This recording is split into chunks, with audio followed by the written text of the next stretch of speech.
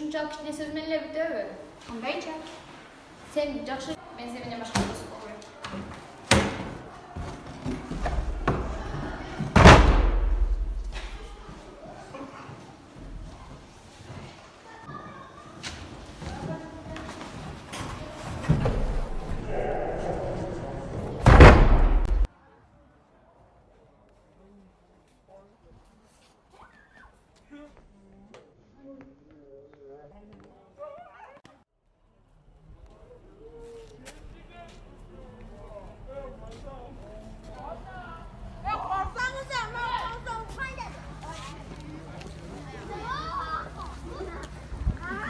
Не болду сага?